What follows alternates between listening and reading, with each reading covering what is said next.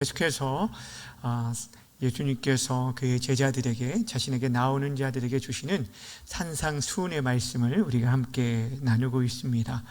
이 산상수훈의 말씀은 천국 백성의 삶의 원리와 방향이라고 우리가 할 수가 있는데, 특별히 예수님께서 여러 말씀을 가르치시는 이거에 대해서 기존의 질서를 무너뜨리는 것처럼 보여지기도 하여서 당시 종교 지도자들로부터 심한 공격을 받게 되었습니다. 특별히 구약의 율법의 말씀을 무너뜨리는 것이다 라고 그들이 생각했던 사람들이 많았는데, 우리가 지난 시간에 봤던 것처럼 예수님께서는 오히려 그 율법을 폐하러 오신 것이 아니라 율법과 선지자를 뭐하러 오셨다고요? 온전케, 완전케 하러 오셨다라고 말씀해 주셨습니다. 그리고 그 율법의 그 모든 것을 다 이루실 것이라 라고 우리에게 말씀해 주셨습니다. 그러면서 그 말씀 가운데 아주 중요한 얘기를 하셨어요. 뭐냐면 너희의 의가 서기관과 바리새인의 의보다 더 낫지 않으면 천국에 들어갈 수 없다라는 얘기를 하셨어요. 여러분, 당시 서기관과 바리새인들은 사람들이 볼 때는 그들이 최고의 의를 행하던 자로 여겨졌어요. 그들은 율법을 지킴으로 자신이 의롭다라고 여겼던 사람들인데, 그들은 율법의 조항들을 하나하나 지키기 위해서 하나님이 주신 그 계명보다 더 세부적인 그 사항들을 두어서 그 율법을 아주 철저하게 지키려 했던 사람들입니다.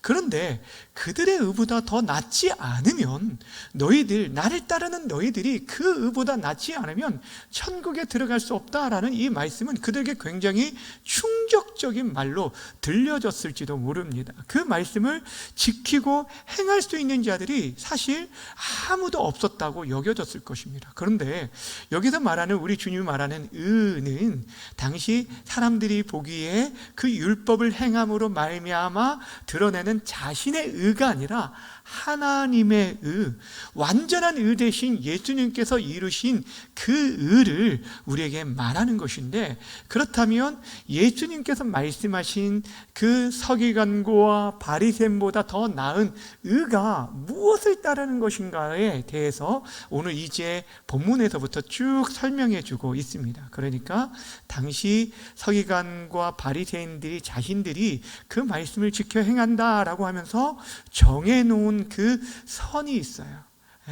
그 기준들이 있어요. 근데 우리 예수님께서 그 기준들을 깨부수시고 정말 그 말씀이 원래 너에게 원하는 것이 무엇인가에 대해서 가르치면서 진정한 그 서기관과 바리새인보다 나은 의에 대한 부분에 대해서 이제 언급하시는 부분이 오늘부터 우리가 다루는 내용입니다.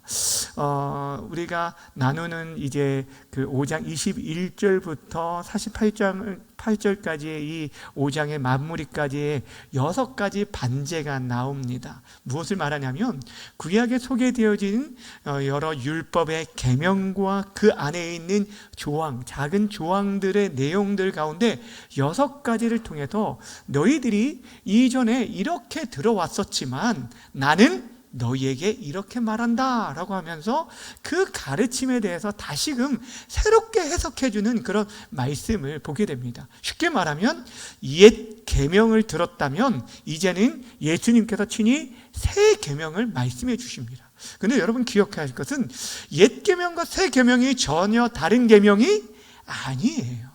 옛 계명, 새 계명 동일한 계명의 말씀이지만 이들이 이 옛 계명에 대해서 원래 그 의미가 희석되어졌기 때문에 그 의미를 다시금 제대로 밝히 드러내면서 새 계명의 말씀을 주시는 것을 보게 됩니다.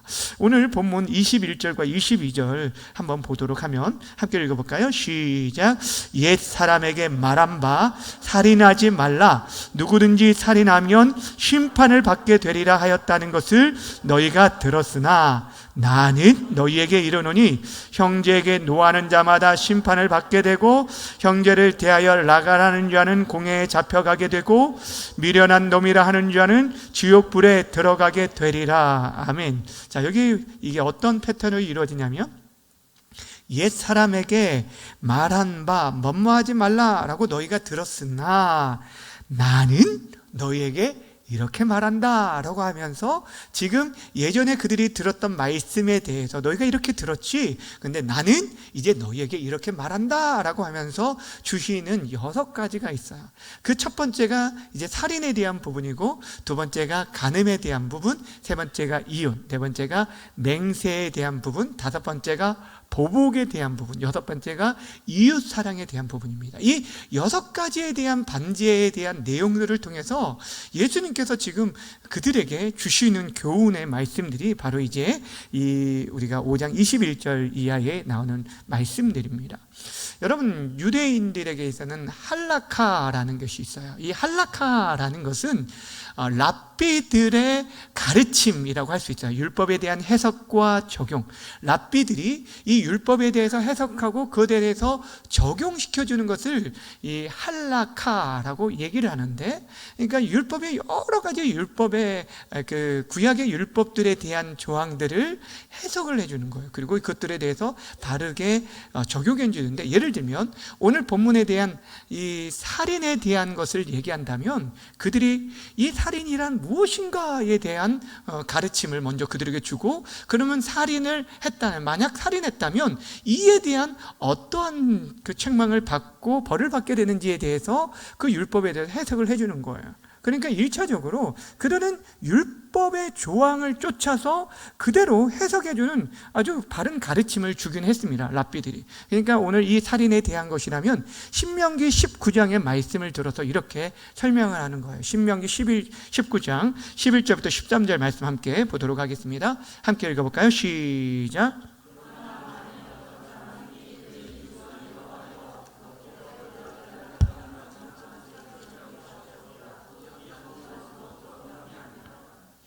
그 본 성읍 장로들이 사람들을 보내어 그를 거기서 잡아다가 보복자의 손에 넘겨 죽이게 할 것이라. 내 눈이 그를 긍휼히 여기지 말고 무지한 피를 흘린 죄를 이스라엘에게 죄하라. 그리하면 내게 복이 있으리라. 그러니까 이 유대인들의 할라카에 의하면은 이 살인이라는 무엇인가, 이 6계명, 그 10계명 가운데 6번째 이 계명인 살인하지 말라라는 이 계명은 고의로 사람을 죽이는 살인에 해당되어지는 것이다 라고 이렇게 가르친 것이죠. 그리고 그에 대한 적용은, 만약 살인을 하였다라고 하면 그들이 법정에 넘겨져서 기소가 되어져서 그에 따라서 처벌을 받게 될 것을 이렇게 말해주면서 가르친 바가 있습니다. 그렇다면 여러분, 우리가 지금 다루고 있는 이 산상순의 말씀은 어찌 보면 이런 유대인들이 가지고 있는 할라카, 즉 이 랍비들의 가르침과 그 율법 해석에 또 다른 어떠한 랍비, 아니 예수라는 랍비의 또 다른 가르침의 하나에 불과한가, 예수의 할라카에 불과한가에 대한 질문들이 많이 있었다라는 것입니다. 오히려 예수님의 이 가르침은 이전에 유대의 그 랍비들의 가르침보다 더 극단적이고 급진적인 그런 말씀이기 때문에 그들이 어느 하나의 분류로서 새로운 할라카로 보기도 했다라는 것입니다. 그러나 여러분, 사실 예수님의 가르침이 다른 이유는, 왜냐하면 예수님은 지금 어떤 한 랍비로서 말하는 것이 아니라 그 율법을 제정하신 제정자로서 그 권위를 가지고 율법의 원래의 진정한 의미가 무엇인가를 그들에게 가르쳐주고 있는 말씀이라는 거예요. 그렇기 때문에 그 권위 자체가 너무너무 다르다는 거예요. 우리가 지난주일 오후에 말씀드렸던 것처럼 이 예수님의 가르침은 저자 직감과 같은 거예요. 그 율법에 대해서 해석을 우리가 생각하는 랍비의 해석과는 전혀 다른 이유가 그 원래의 뜻을 그대로 해석해주고 있기 때문입니다. 오늘 22절 말씀을 다시 한번 읽어보도록 하겠습니다. 22절 말씀 시작. 나는 너희에게 이르노니 형제에게 노하는 자마다 심판을 받게 되고 형제를 대하여 라가라는 자는 공회에 잡혀가게 되고 미련한 놈이라 하는 자는 지옥불에 들어가게 되리라. 자, 살인에 대해서 얘기하면서 살인을 행한 자에 대해서는 심판을 받게 될 것이다 라고 얘기했는데, 갑자기 예수님께서는 뭐라고 말하냐면 형제에게 노하는 자마다 심판을 받게 될 것이다. 그러니까 이미 앞에서 살인한 자에게 심판을 받게 될 거라고 했는데, 그와 동등되게 뭐라고 말을 하냐면 형제에게 노하는 자가 앞에서 너희가 생각했던 그 살인에 해당되는 그 심판을 받게 될 것이다 라고 얘기를 하는 것입니다. 그리고 더 나아가서 형제들을 라가, 이 라가라는 히브리 욕설이에요. 네, 텅 빈 머리라는 뜻이에요. 좀 심하게 말하면 우리가 말하는 돌대가리, 이런 말이에요. 그리고 그 밑에 나오는 미련한 놈이라고 하는 자는 지옥에 들어가게 될 것이다 라고 이렇게 말하는 것을 보게 되어집니다. 여러분이 이 말씀도 한번 보면 여기서 말하는 노한다 라는 것은 단순한 분노를 말하는 것이 아닙니다. 의로운 의분을 말하는 것도 아닙니다. 이것은 어찌 보면 교만과 미움에서 비롯된 자신의 의로움으로 인해서 다른 사람을 정죄하며 화를 내는 그런 분을 말하는 것이고, 앞에서 말하는 이 라가라는 것은 텅 빈 머리, 그러니까 사람에 대해서 바보라고 말하는 것이고 미련한 놈, 멍청이라고 말하는 그런 내용이에요. 그런데 사실 여러분, 이 말씀을 우리들이 대할 때 어떻게 대합니까? 이 말씀은 사실 있는 그대로 받아들인 사람 우리 가운데 없을 거라는 거예요. 그렇죠? 우리는 이 말씀을 심각하게 생각하지 않습니다. 왜냐하면 우리는 주변에 우리 가까이 있는 사람에 대해서도 뭔가 그들의 말과 행동들에 대해서 우리는 쉽게 이렇게 화를 내고 이렇게 해서는 안 될 말들을 쉽게 내뱉을 때가 너무너무 많이 있기 때문이라는 거예요. 만약 이 말씀대로라면 지옥불에 모두가 떨어져야 한다라는 것입니다. 그렇다면 이 말씀을 어떻게 해석해야 하는가? 예수님께서 과장된 말씀으로 우리를 겁주시고 있는가라고 생각할 수 있다라는 것입니다. 가볍게 생각하려는 경향이 너무너무 있다라는 것이에요. 근데 여러분, 오늘 이 말씀뿐 아니라 이 산상순에 기록된 말씀들을 대할 때 우리들이 그렇게 대하는 경우들이 너무너무 많이 있어요. 여러분, 오늘 이 읽은 말씀 가운데 23절과 24절을 읽을 때 여러분, 이러한 그런 많은 이게 부담이 되어지는 말씀들이 있지 않습니까? 23절과 24절에 보면, 그러므로 예물을 제단에 드리려다가 거기서 내 형제에게 원망들을 말한 일이 있거든 생각나거든 예물을 제단 앞에 두고 먼저 가서 형제와 화목하고 그 후에 와서 예물을 드리라. 이 말씀 모르는 분이 없을 거예요. 그러다 보니까 우리 그리스도인들 가운데 하나님 앞에 예배하러 나오기 전에 집안에서 뭔가 이렇게 어떤 싸움이 있으면 마음이 불편한 거예요. 그래서 예배 나오기 전에 어떻게든 이것들을 해결하고 나오려고, 그러니까 어찌 보면 이제 토요일 같은 때 싸우게 되어지면 주일에 하나님 앞에 나와서 예배하는 것이 굉장히 마음에 걸리는 부분들이 있다라는 거예요. 여러분, 그런 걸림이 한 번도 없었나요? 저만 막 그러나요? 예전에 이제 제가 이제 설교를 준비할 때 특별히 이제 집중해서 기도할 때가 뭐냐면 토요일에는 어떠한 다툼도 없었으면 좋겠다. 왜냐면 이게 주일에 설교하는데 굉장히 이렇게 마음에 부담이 되는 때가 있잖아요. 근데 사실 저뿐 아니라 많은 분들이 그런 부분이 있을 거예요. 근데 어떤 분이 그런 얘기를 하더라고요. 자기가 이렇게 주일에 예배를 나오려고 하는데 이 말씀이 갑자기 걸렸다는 거예요. 그래서 아내와 말다툼이 있었는데 전혀 미안한 마음도 없고 오히려 막 정말 화가 나는데 이 말씀이 생각나서 아내한테 얘기했다는 거예요. 내가 미안해 라고 했다는 거예요. 그럼 이제 상대방에서 뭐라고 얘기를 기대했을까요? 그래, 아니야, 괜찮아, 나도 미안해 라는 말을 기대했는데 뭐가 미안한데? 이렇게 얘기를 했다는 거예요. 주일에 예배 나오기 전에 뭔가 해결하고 나오려고 했는데 뭐가 미안해? 그래서 어떻게 당황해서 그냥 다 미안해 했더니 다 미안한데 그럼 그 다가 뭔데? 라고 하면서 막 다툼이 더 심해졌다는 거예요. 그래서 막 머리끝까지 화가 난 채에서 예배에 왔다라는 그런 얘기를 들은 적이 있는데, 여러분, 사실 우리가 이런 말씀들을 사실 지킬 수 없다는 거, 어떻게 보면 이 문자적으로 이 말씀들 앞에서 우리들은 지킬 수 없는 연약한 인생이라는 것들을 이 산상순을 보면 우리가 발견하게 되어집니다.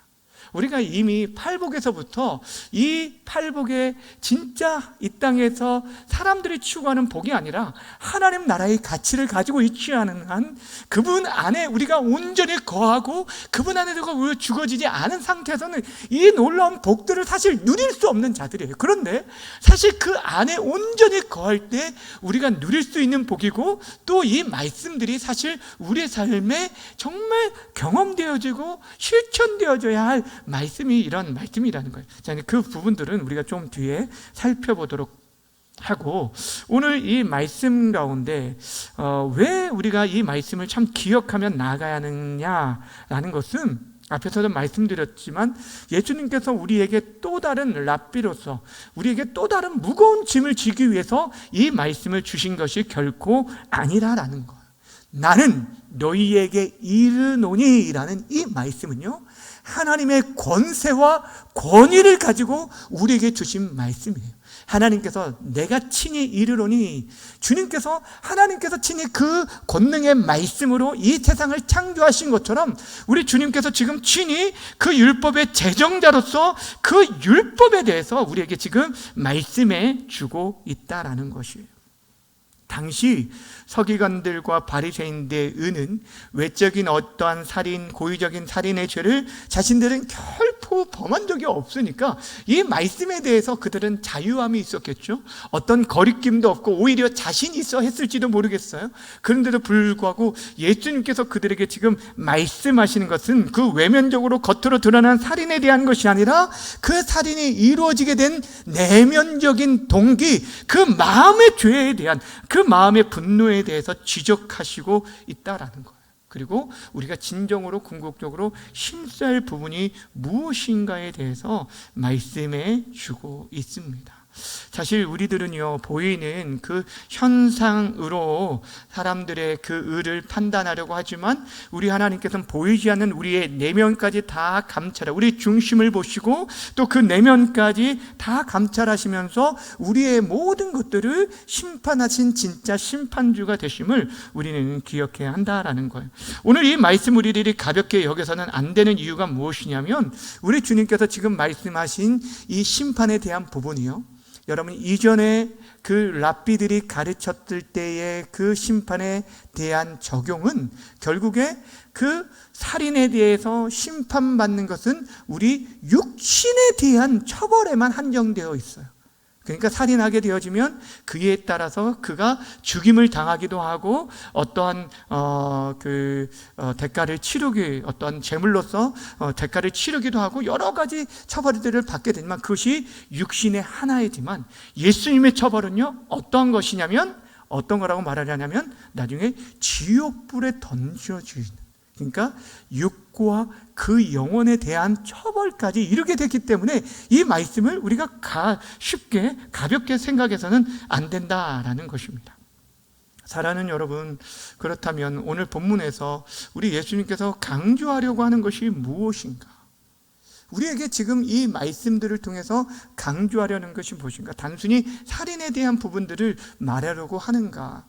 결론부터 말씀드리면 예수님께서 지금 말씀하시는 이 6가지 반제의 결론은 결국에 하나님 사랑, 이웃 사랑에 대한 내용이에요.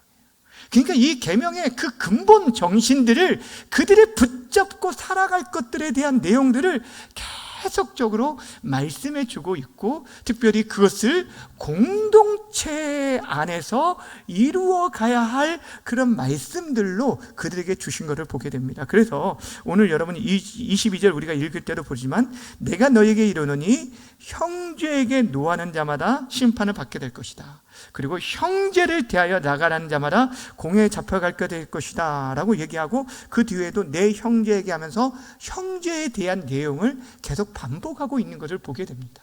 그러니까 지금 말하는 게 뭐냐면, 너희들이 사람을 죽이는 이 부분에 대해서 어떤 특정한 대상에 대해서 생각을 하지만 그것이 아니라 하나님이 보실 때는 하나님의 형상대로 지음받은 그 사람을 죽인 것에 대해서 뭐라고 말하냐면 내 형제라고 얘기하고 있는 것을 보게 되어주는 거예요.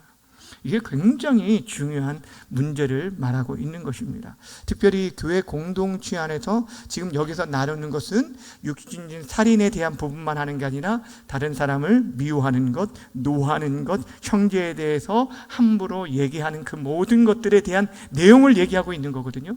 실제적인 육체의 살인을 얘기하는 것이 아니라 공동체 안에서 이루어지고 있는 미움과 다툼과 시기, 질투 그 모든 것들을 얘기하고 있는 거예요. 근데 이것이 얼마나 무서운 살인과 같은 죄인지를 아는지에 대해서 얘기하고 있는 거예요. 왜냐하면 그 한 사람 한 사람 우리가 쉽게 대하는 그 지체는 하나님께서 너무너무 사랑하시는 하나님의 형상 닮은 하나님의 하나님의 자녀이기 때문에, 우리에게는 형제이기 때문에 이 부분을 굉장히 강조해 주고 있는 거예요. 여러분, 그러니까 교회 안에서 이루어지고 있는 다른 사람에 대한 헌담들, 이것이 얼마나 문제가 되어지는지 형제에 대한 죄이기 때문이라고 말하고 있는 것을 보게 됩니다. 여러분, 똑같은 살인죄도요, 존속 살인에 대한 그 형량이 더 많은 이유가 무엇인지 여러분이 잘 아실 거예요.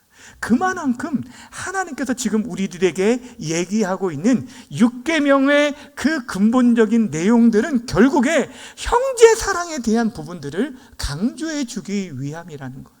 여러분, 5계명부터 10까지 그 마지막 10번째까지 이 계명들은 결국에 이웃 사랑으로부터 시작되는 거예요.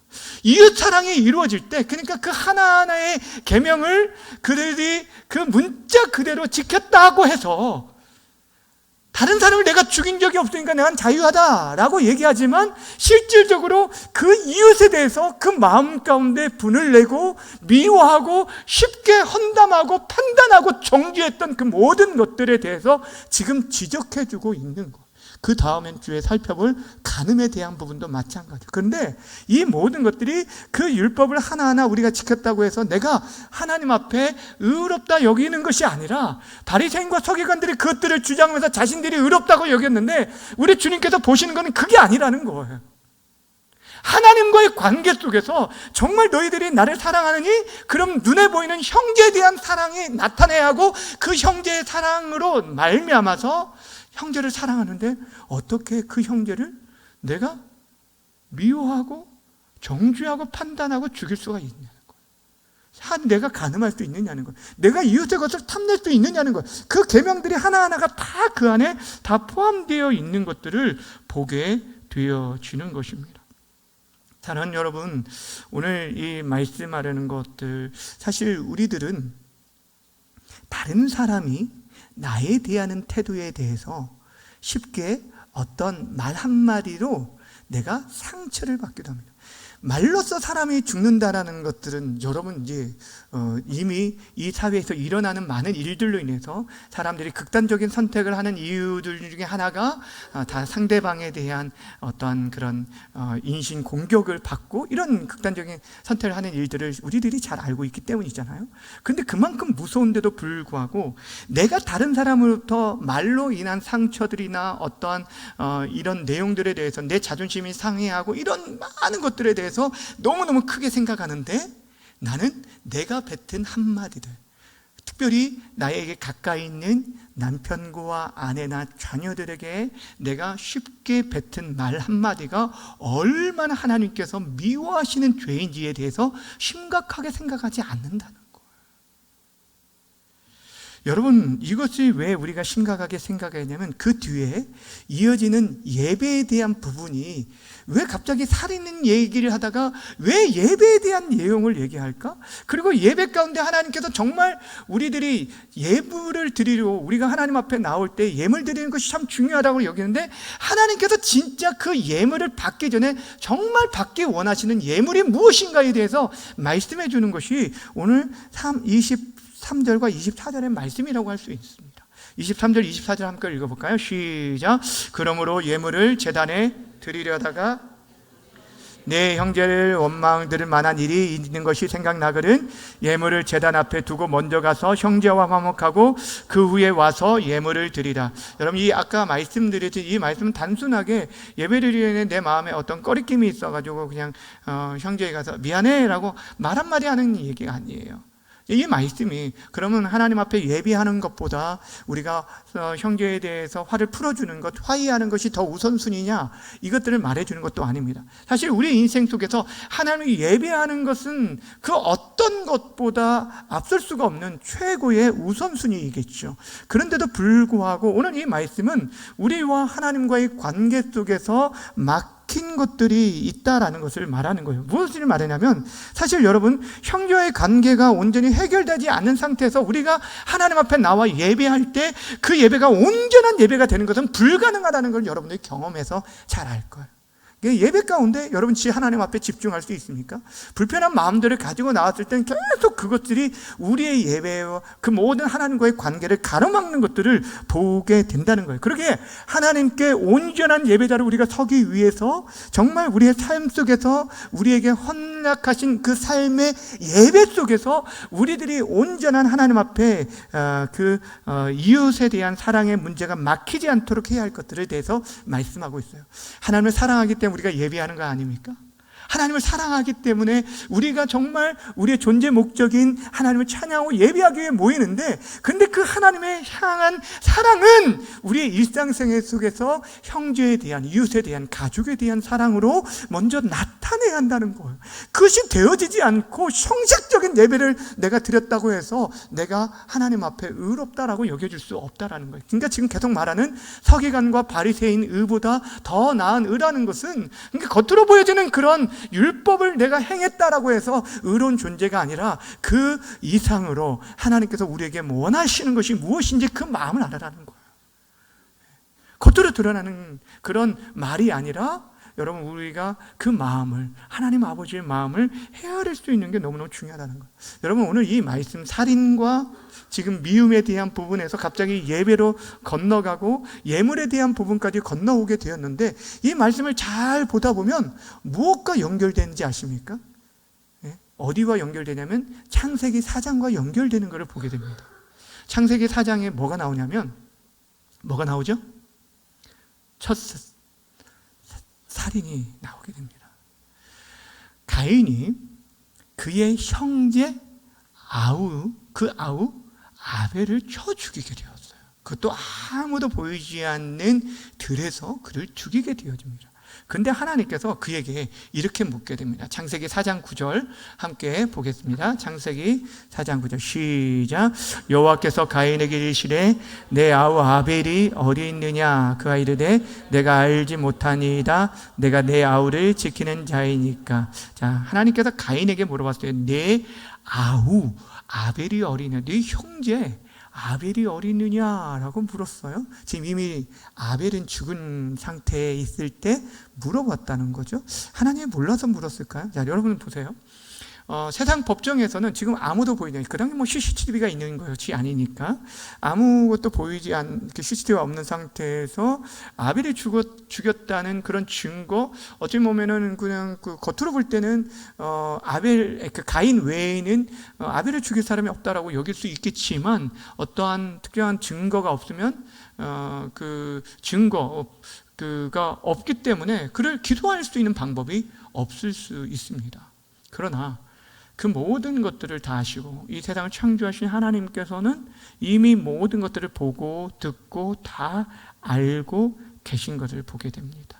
그리고 이제 그에 대해서 하나님께서 이제 심판하시는 그런 장면들이 쭉 소개되어 있는데, 뭐라고 얘기를 하냐면, 창세기 4장, 지금 화면에는 나오지 않지만, 이렇게 얘기하셔요. 하나님께서 내가 무엇을 하였느냐? 내 아우의 핏소리가 땅에서부터 내게 호소하느니라. 땅이 그 입을 벌려 내 손에서부터 내 아우의 피를 받았고, 내가 땅에서 저주를 받으리라. 라고 얘기하시면서 하나님께서 이미 그 아우의 핏소리를 다 듣고 보고 계셨다라고 얘기를 하시죠. 그런데 이 모습이 어디서 시작이냐면 두 사람의 예배로부터 사실 시작하거든요.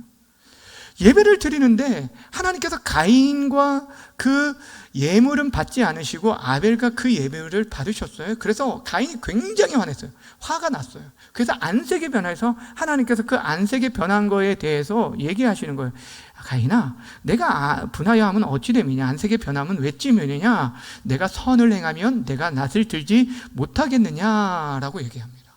선을 행하면, 그러니까 지금 이 가인의 예물을 하나님께서 예배를 받지 않으신 것은 어찌 보면 그가 이전에 하나님 앞에 예배하러 나오기 전에 생을 행한 모습들이 없었던 것을 보게 됩니다.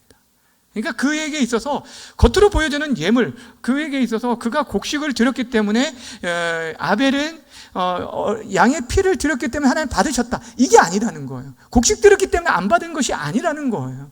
하나님께서 그의 예물을, 그 전에 그의 삶의 예배를 하나님께서 받으시고 그리고 나서 그 예물을 받으시는 것인데, 우리는 생각할 때 그냥 나와서 드려지는 형식적 예배만 잘 갖춰지면 내 예배가 온전히 하나님께 드려진다라고 생각을 한다는 것이죠.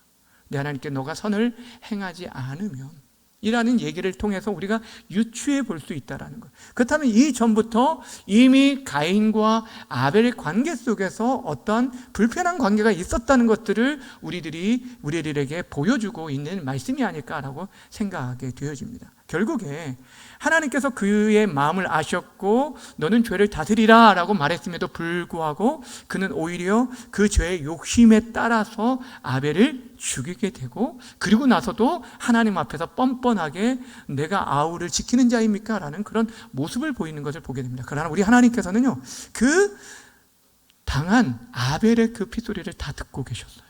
그리고 그에게 말씀하시는 거예요. 무엇을 말합니까? 사랑하는 여러분, 참 너무너무 중요합니다. 우리에게 있어서 정말 우리의 예배가 어떤 예배가 되어야 할지를 우리에게 잘 가르쳐주고 있는 것을 보게 됩니다. 우리가 말하는 것, 어떤 마음과 행동을 행동하고 말하는지 다 알고 계시기에 세상에서는 증거 불충분으로 이게 여러분을 기소할 수 없을지는 모르지만 우리 하나님께서는 다 알고 계신다라는 거. 여러분이 어떤 자세로 어떤 태도로 하나님 앞에 나오게 되었는지. 우리에게 있어서 살인 꿈도 못 꾸죠. 예.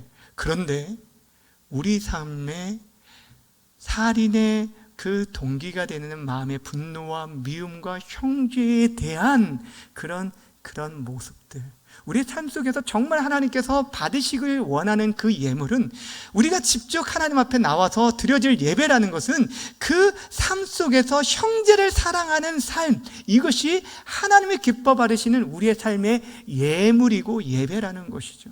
근데 그것이 이루어지지 않는 상태에서 나왔다라고 한다면, 그리고 그것이 아직 해결되지 않았다라고 한다면 오히려 하나님께서는 아벨의 그 핏소리를 듣고 그에게 하나님께서 심판하시는 것처럼 우리의 삶 속에 그렇다는 거예요. 오늘 이 본문 가운데 25절과 26절에 갑자기 또 이런 얘기가 있거든요. 25절, 26절을 함께 읽어볼까요? 시작.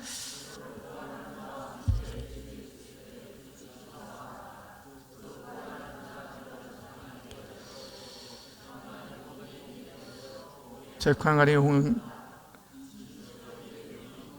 내가 한 푼이라도 남김없이 다 갚기 전에는 결코 거기서 나오지 못하리라. 아멘. 지금 이 관계가 회복되지 않는 사람을 만나게 되어지면 급히 사과하라, 화해하고 그 문제가 사과한 다음에 화해할 것들을 대해서 얘기하고 있는 것을 보게 되어집니다. 이 부분들에 대해서 하나님께서 지금 말씀하시는 것은 지금 무엇을 얘기하냐면, 우리가 그 사람에게 어떠한 상처를 주고 그랬다고 한다면 그것이 우리들은 그냥 쉽게 얘기한 부분일 수 있지만 그 아픔과 상처들이 고스란히 하나님 앞에 그가 토로할 수 있다는 거예요. 하나님, 제가 이 사람 때문에 이런 아픔을 겪었어요. 이런 고통을 당했어요. 아픔을 겪었어요. 이런 것들을 토로할 때 하나님께서 그것을 갚으신다는 거예요. 굉장히 무서운 말씀 아닙니까?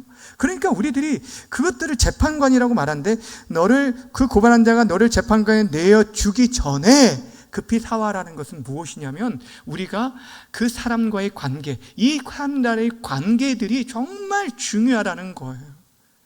사랑하는 여러분, 우리가요, 어떤 죄를 지었을 때 하나님 앞에 회개하는 건 너무너무 중요합니다. 근데 사람과의 관계에 대한 사과나 회개가 없이 하나님과의 관계 속에 나는 사과했어요, 하나님께 용서를 받았으니까 괜찮아 라고 생각해서는 안 된다는 거예요. 예전에 이런 영화가 있었어요. 미량이라는 영화, 전도연이 주연했던 영화, 여러분 기억하시나요? 제가 굉장히 그 영화를 보면서 정말 기독교에 대해서 아주 이렇게 정말 그 연약한 부분들을 꼬집어서 이렇게 보여준 그런 우리의 민낯을 그대로 보여주는 모습을 보았어요. 그 살인자가 아이를 유괴를 한 다음에 결국에 죽이게 되었거든요. 그래서 이제 감옥에 들어갔는데 이 전도연이 그 아이의 엄마였거든요. 그 얼마나 자기 아들을 잃게 됐는데 얼마나 아프겠어요. 근데 이 그 교회에 나와서 위로를 받고 그 사람 참 용서해야겠다 그런 마음을 가지고 그 교도소에 찾아갔어요. 근데 이 교도소에 있는 살인자가 너무나 평안하게 있는 거예요. 너무나 평안하게 있는 거예요. 그러면서 오히려 하는 말이 뭐라고 하냐면 나는 이미 하나님 앞에 회개하고 용서를 받았다는 거예요. 그러니까 이 전도연이 뭐라고 말하면 내가 당신을 용서한 적이 없는데 누가 용서했냐고 하면서 집에 와서 그 성경책을 확 찢는 그런 모습을 그 영화 속에 담고 있죠. 여러분 보셨죠? 저는 그때 그 영화가 벌써 아주 오래전에 나온 영화인데 그때 마음이 참 너무 아팠어요. 내 사랑하는 여러분, 이 모습 속에서 오늘 본문에 말하는 게 무엇이냐면 사실 우리가 하나님과의 관계 너무너무 중요한데 그리고 그것을 우리의 가장 중요하다고 여기고 우리의 예배가 가장 우선순위라고 여기는데 그런데 여러분 우리가 삶 속에서 우리의 삶의 예배가 온전하지 않은 상태에서 우리의 눈에 보이는 이 예배의 집중 이것만을 우리가 성공한다고 해서 진짜 하나님 기뻐하시는 예배가 아니라는 것을 계속적으로 말해주고 있는 거예요.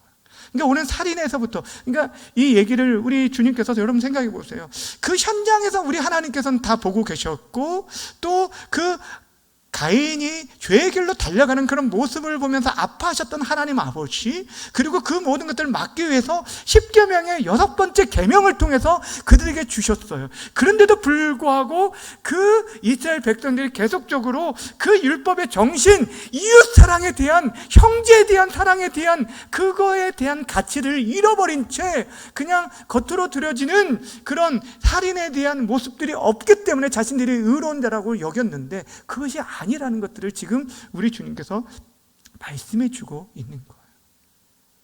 우리는 지금 온전한 예배자로 서고 있고 하나님 앞에 드려질 만한 그런 예물을 가지고 있는가?